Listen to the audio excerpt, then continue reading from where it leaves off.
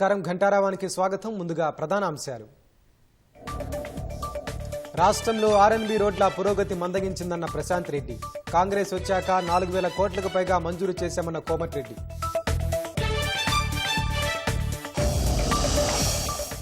కొత్త వ్యాపారం చేసే మహిళలకు అవకాశాలు కల్పిస్తామన్న శ్రీధర్.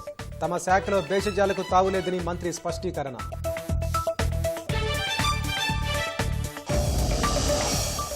చెన్నైలో డీలిమిటేషన్పై డీఎంకే నేతృత్వంలో సమావేశం. హక్కుల పరిరక్షణకు పోరాటం అనివార్యమన్న స్టాలిన్.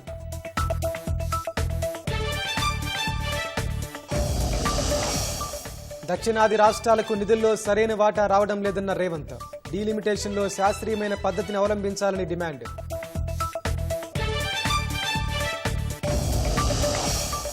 రాష్ట్రంలో వడగళ్ల వర్షంతో భారీ పంట నష్టం. ప్రభుత్వమే ఆదుకోవాలని రైతుల విజ్ఞప్తి.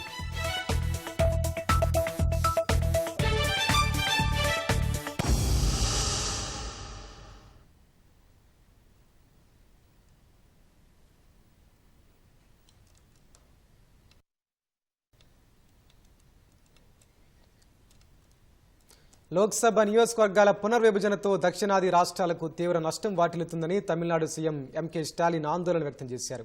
ఈ ప్రక్రియను ముక్త కంఠంతో వ్యతిరేకించాలని కోరారు.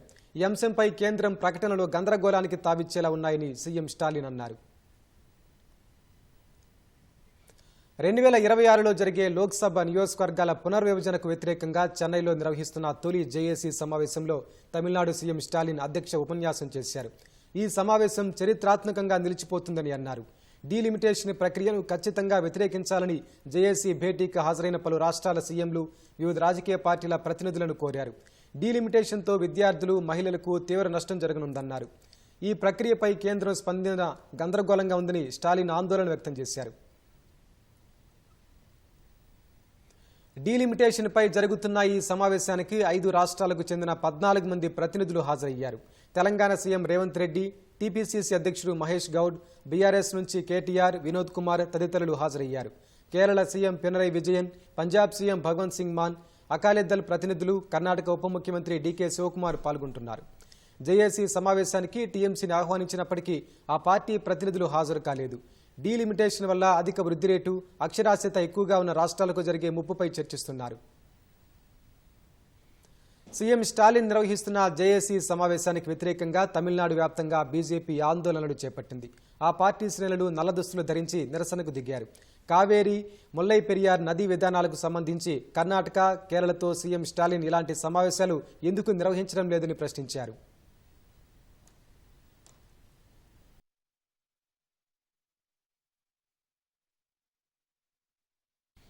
రాష్ట్రంలో పలు జిల్లాల్లో కురిసిన అకాల వర్షాలు రైతులకు తీవ్ర నష్టాన్ని మిగిల్చాయి. పొట్ట దశకొచ్చిన వరి పైరు, మొక్కజొన్న పంటలు దెబ్బతినగా మామిడికాయలు రాలిపోయాయి. కొమ్రంభీం, ఆసిఫాబాద్ జిల్లాలో గోడ కూలి ఒకరు చనిపోగా మెదక్ జిల్లాలో ఓ వ్యక్తి 2 కాళ్లు కోల్పోయారు. ఇవాళ ఈదురుగాలులతో కూడిన వర్షాలున్నాయన్న వాతావరణ శాఖ హెచ్చరికలతో ముఖ్యమంత్రి రేవంత్ రెడ్డి అధికారులను అప్రమత్తం చేశారు. వేసవి కంటే ముందే వేడికి సతమతమవుతున్న వేళ శుక్రవారం ఒక్కసారిగా రాష్ట్రంలోని పలుచోట్ల అకాల వర్షాలు కురిశాయి. ఎండిపోతున్న పంటల్ని ట్యాంకర్లు సహా అష్టకష్టాలు పడి కాపాడుకున్న రైతన్నలకు మాత్రం వడగళ్లు కడగండను మిగిల్చాయి. ఉమ్మడి ఆదిలాబాద్, నిజామాబాద్, మెదక్, కరీంనగర్ జిల్లాల్లో ఉరుములు, మెరుపులతో కూడిన వర్షం కురిసింది. నిజామాబాద్ జిల్లా, సిద్దిపేట జిల్లాల్లో ఈదురుగాలులతో కూడిన వడగళ్లవాన కురవడంతో పంట నేలకు రాలింది. పొట్ట దశకు వచ్చిన వరి పంటకు నష్టం వాటిల్లింది. జగిత్యాల జిల్లాలో అక్కడక్కడా మామిడికాయలు రాలిపోగా కరీంనగర్ జిల్లా చొప్పదండి వ్యవసాయ మార్కెట్లో మొక్కజొన్న ధాన్యం కొట్టుకుపోయింది. భగీరథ ప్రయత్నాలు చేసి కాపాడుకున్న కొద్ది పంట సైతం నష్టపోయామంటూ రైతులు కన్నీరు మున్నీరయ్యారు. ఈదురుగాలుల ధాటికి కుమరంభీం జిల్లా కాగజ్నగర్లో ఇంటి గోడ కూలి ఓ వ్యక్తి మృతి చెందారు. మెదక్ జిల్లా కుల్చారం మండలం పోతంశెట్టిపల్లిలో సుడిగాలి బీభత్సం సృష్టించింది. రోడ్డు పక్కన చెట్లు కూలిపోగా రేకుల షెడ్డులు పునాదులతో సహా తొలగిపోయాయి. కరెంటు పోల్ విరిగి ఓ వ్యక్తి 2 కాళ్లు విరిగాయి. 7 పాయలకు వెళ్లే దారిలో రేకుల షెడ్డు అమాంతం పైకి ఎగిరి ఆగి ఉన్న కారుపై పడగా అదృష్టవశాత్తు అందులోని 2 వ్యక్తులు తప్పించుకున్నారు. మెదక్ హైదరాబాద్ రోడ్డుపై అడ్డంగా చెట్టు పడ్డంతో ట్రాఫిక్ నిలిచిపోయింది.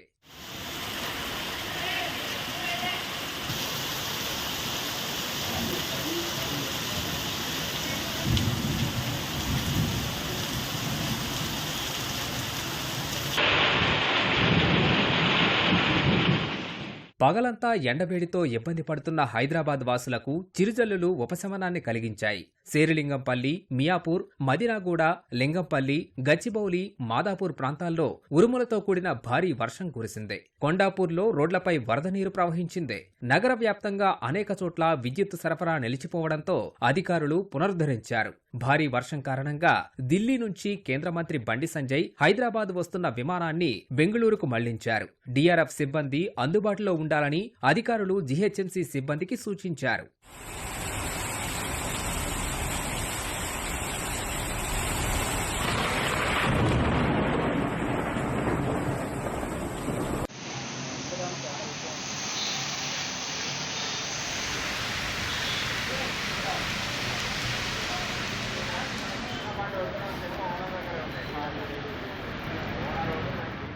రేపు సైతం ఈదురుగాలులతో కూడిన వర్షం వస్తుందన్న వాతావరణ శాఖ హెచ్చరికల నేపథ్యంలో అధికారులను సీఎం రేవంత్ రెడ్డి అప్రమత్తం చేశారు. ప్రజలకు ఇబ్బంది తలెత్తకుండా తగిన చర్యలతో ప్రాణ, ఆస్తి నష్టం లేకుండా ముందు జాగ్రత్త చర్యలు చేపట్టాలని సూచించారు. సీఎం సూచన మేరకు సంబంధిత జిల్లాల కలెక్టర్లతో సీఎస్ శాంతికుమారి సమీక్ష నిర్వహించారు. అకాల నష్టం వల్ల జరిగిన నష్ట అంచనాలను ఎప్పటికప్పుడు పంపించాలని సూచించారు. కరీంనగర్ జిల్లా చొప్పదండి వ్యవసాయ మార్కెట్లో అకాల వర్షాలకు మొక్కజొన్న తడిసి ముద్దైంది. చేతికందిన పంట విక్రయించుకునేందుకు మార్కెట్ యార్డుకు తరలించగా తేమ శాతం ఎక్కువగా ఉందని అధికారులు చెప్పడంతో ఆరుబయట ఆరబోశారు. ఈ క్రమంలో కురిసిన అకాల వర్షంతో పంట తడిసిపోయింది. అధికారులు సరిపడా టార్పాలిన్లు ఇవ్వకపోవడం, పంట నిల్వ చేసే షెడ్డుల్లో స్థలం లేకపోవడం వల్లే ఈ పరిస్థితి తలెత్తిందని రైతులు ఆవేదన వ్యక్తం చేస్తున్నారు. ఇప్పుడు ఆరబోసి తీసుకొస్తేనే కొనుగోలు చేస్తామంటున్నారని, మళ్లీ వర్షం వస్తే పరిస్థితి ఏంటని ప్రశ్నిస్తున్నారు.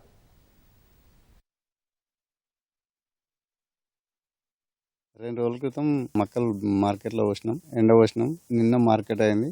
జోకుదాం అనే టైంకు వర్షం పడ్డది, బాగా మొత్తం డ్యామేజ్ అయినాయి. మీది జోకుతాం అని అన్నారు. మిగతాది ఆరబెట్టిన కొంచెం ఆరదే జోకుతాం అని చెప్పారు. ఇక కొంచెం మ్యాచర్ నిన్న పడ్డ రేటుకు 19 మ్యాచర్ 14 రావాలి, 18 మ్యాచర్ ఉన్నది. రాష్ట్ర వ్యాప్తంగా అకాల వర్షాల నేపథ్యంలో అధికారులు అప్రమత్తంగా ఉండాలని మంత్రి తుమ్మల నాగేశ్వరరావు అధికారులను ఆదేశించారు. వ్యవసాయ శాఖ, మార్కెటింగ్ శాఖ అధికారులు, కలెక్టర్లు అప్రమత్తంగా ఉండి రైతులు నష్టపోకుండా తగిన చర్యలు చేపట్టాలన్నారు. పంటలు తడిసిపోకుండా ఎలా నిల్వ చేసుకోవాలో అధికారులు రైతులకు అవగాహన కల్పించాలన్నారు. అన్నదాతలు కూడా అకాల వర్షాల విషయంలో జాగ్రత్తగా వ్యవహరించాలని, పంటలను జాగ్రత్తగా కాపాడుకోవాలని మంత్రి తుమ్మల సూచించారు.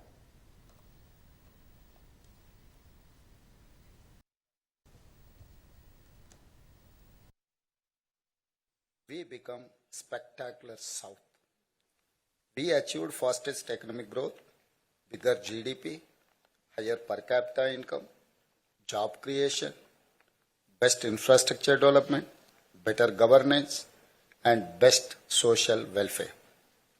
We contribute more to national exchequer and get lesser allocations. For rupees 1 tax paid by Tamil Nadu, it get back 26 paisa. Likewise, Karnataka 16 paisa, Telangana 42 paisa, Kerala is 49 paisa. But when Bihar pays rupees 1 rupees tax, it gets 6 rupees 6 paisa. Uttar Pradesh gets rupees 2 rupees 3 paisa. Madhya Pradesh gets 1 rupee 73 paisa. We are one country. We respect it. But we cannot accept this proposed delimitation because of it will politically limit us. It will punish us for being performing states. We have to stop BJP for implementing any unfair delimitation. My first point, don't increase Lok Sabha seats. Do delimitation within states. In 1976, Prime Minister Srimati Indira Gandhi did delimitation without increasing any seats because it will create imbalance of political power between states. In 2001, NDA government led by Mr. Atal Bihari Vajpayee also did delimitation in states without any increasing seats. PM Narendra Modi must also do the same. Don't increase Lok Sabha seat numbers. My second point is that South will not accept population-based delimitation. If BJP does delimitation on population, South India will lose political voice. North will make us secondary citizens. Everyone here agrees we will not accept delimitation based on the population, because then states like UP, Bihar, Madhya Pradesh, Rajasthan will dominate rest of the country. We cannot accept it at any cost. Public, political parties and leaders of the South India and Punjab must unite and oppose this move by the BJP. My third point is that pro rata formula is also not acceptable. Pro rata formula will also hurt us. Problem of pro rata, it changes power gap. Any government is decided by the majority of one seat or one vote. We have a history of central government falling because of just one vote. So pro rata formula will also hurt us politically. What options are acceptable? My analysis is simple. Narendra Modi can follow Vajpayee's method. Don't increase Lok Sabha for another 25 years. Do delimitation taking state as a unit. Conduct delimitation within the states. Change boundaries of Lok Sabha seats inside state based on the latest census. Increase SC, ST seats in states. Provide 33% women reservation in every state. I was MP of Malkajgiri in Telangana, world's largest parliamentary constituency. Total voters was 32 lakhs. Population is over 45 lakh. So I understand problem of large constituencies, but parliament is for making policies for country, not for solving smaller citizen problems. Most common public problems are solved at state level, at assembly level, at local body level. Here is my final demand and personal solution. It is time for Centre to end delimitation policy against the South and Punjab.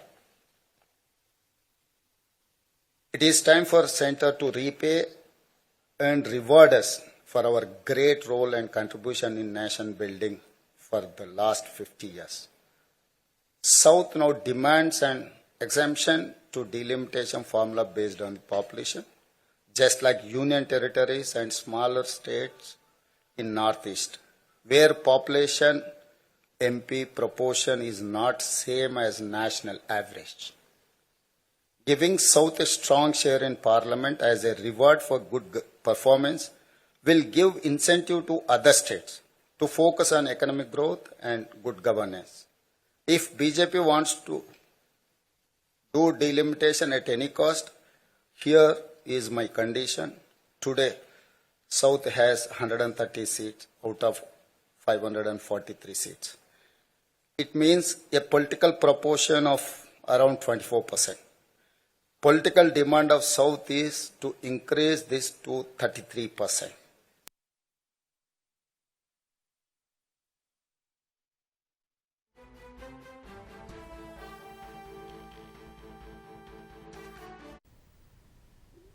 సమస్యలపై పోరాటం చేయాలని మాజీ మంత్రి హరీష్ రావును auto union నాయకులు కోరారు.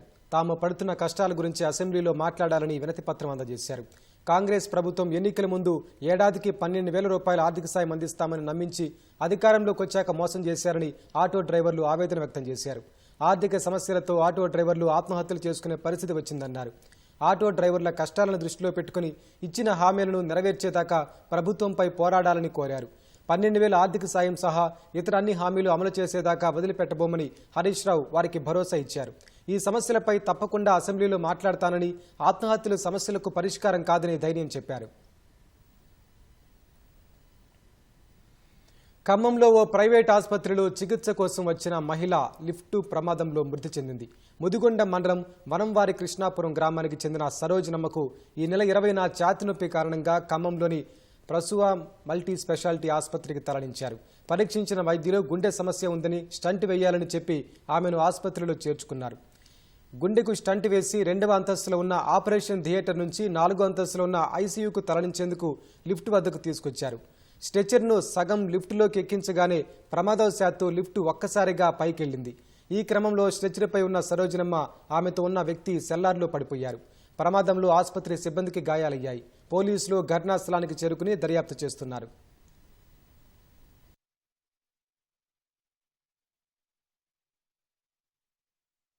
Case అయిపోయింది. Structure లిఫ్ట్లోకి తీసుకొచ్చాం. నేను లోనికి ఎక్కించాను. అన్న బయట ఉండు సగంలో ఆటోమేటిక్గా లిఫ్ట్ పైకి వెళ్ళిపోయింది. లిఫ్ట్ ఆటోమేటిక్గా పైకి ఇట్లా వస్తుంది. పైకి వచ్చేసరికి డోర్ కూడా క్లోజ్ ఓపెన్లోనే ఉంది. ఆటోమేటిక్గా పైకి వచ్చింది. అది పైకి వచ్చేసరికి ఇక పైకి వెళ్ళిపోతుందిగా. ఆ స్ట్రక్చర్తో పాటు పేషెంట్ పైన తగిలిద్దిగా సెకండ్ నుంచి థర్డ్కి వెళ్తానికి తగిలేసరికి అది కింద పడిపోయింది. పేషెంట్ని ఎక్కించాము. లిఫ్ట్ బయ్యిన సౌండ్ వచ్చింది. ఆటోమేటిక్గా వెళ్ళిపోతుంది. అయ్యో లిఫ్ట్ పోతుంది ఏందన్నా నన్ను ఆ లిఫ్ట్ స్ట్రక్చర్తో పాటు లేపింది. ఇట్లా దానికి ఆనుకొని ఉన్నా గోడ తల్లి నేను ఇటు పడగానే డోర్ క్లోజ్ అయింది. పైన లోపల వీడియో చూపిస్తున్నారు ఎట్లా సర్జరీ జరిగిందని చెప్పి చూపిస్తుంటే మేము మమ్మల్ని పిలిచారు, మీరు పేషెంట్ అమ్మట ఉండాలా రావాలని చెప్తే వచ్చినాం.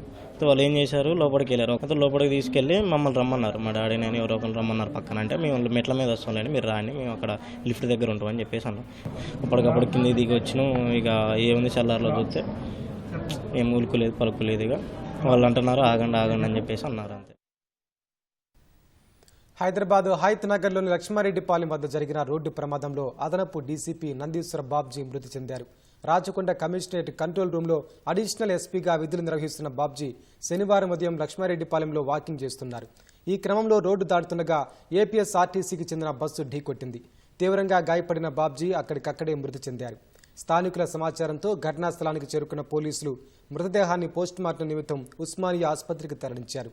లక్ష్మారెడ్డిపాలెంలోని మైత్రి కుటీర్లో బాబ్జీ నివాసం ఉంటున్నారు. 3 రోజుల క్రితమే ఆయనకు అదనపు డీసీపీగా ప్రమోషన్ వచ్చింది. మరో 3 రోజుల్లో డీజీపీ ఆఫీసులో రిపోర్టు చేయాల్సి ఉంది. ఇంతలోనే రోడ్డు ప్రమాదంలో మరణించడంతో ఆయన కుటుంబ సభ్యులు కన్నీరు మున్నీరు విలపిస్తున్నారు.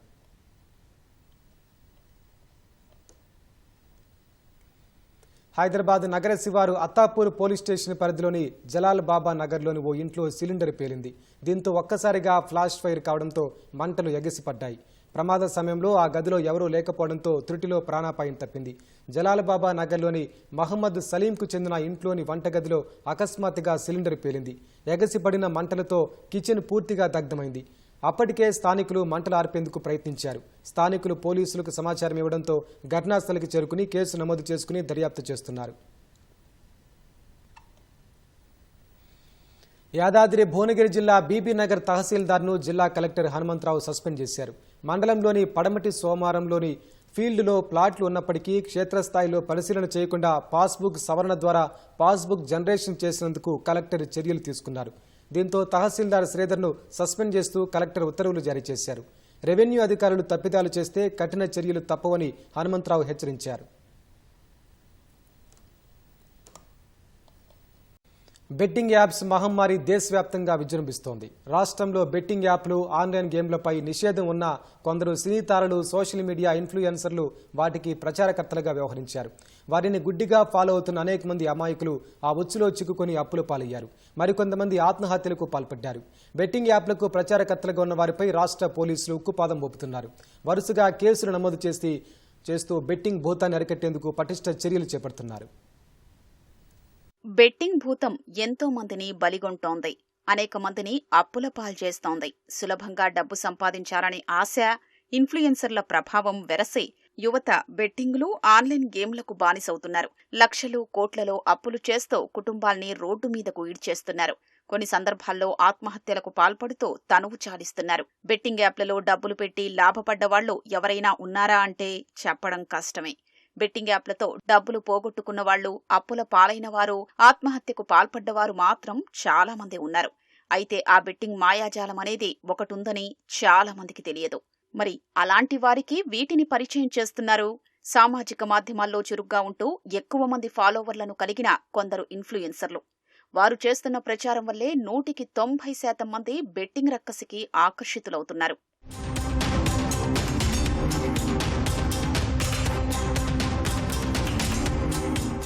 సోషల్ మీడియా ఇన్ఫ్లుయెన్సర్లలో చాలా మంది తమ బాధ్యతను మర్చిపోతున్నారనేది నగ్న సత్యం.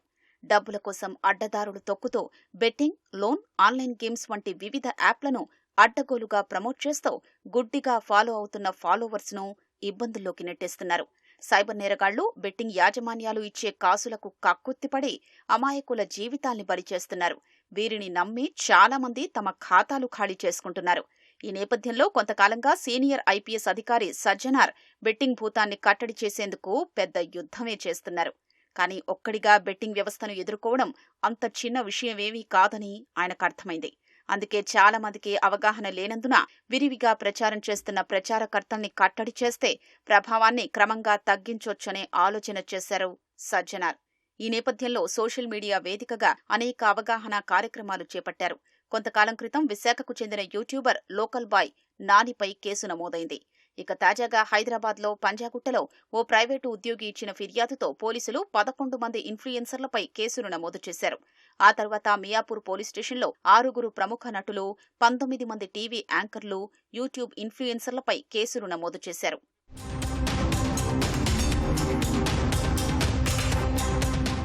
బెట్టింగ్ యాప్లో ఉచ్చులో చిక్కుకుని 2024లో రాష్ట్ర వ్యాప్తంగా దాదాపు 1000 మందికి పైగా ఆత్మహత్యలు చేసుకున్నట్లు తెలుస్తోంది.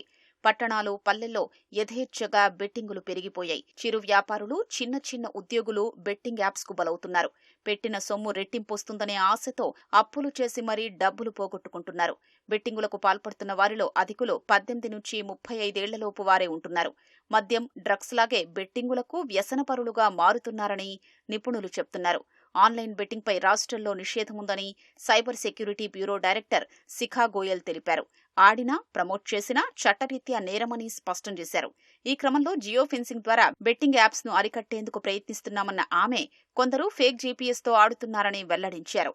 ఎవరైనా ఆన్లైన్లో బెట్టింగ్ ఆడుతున్నా, మోసపోయినట్లు గుర్తించినా ఫిర్యాదు చెయ్యాలని సూచించారు.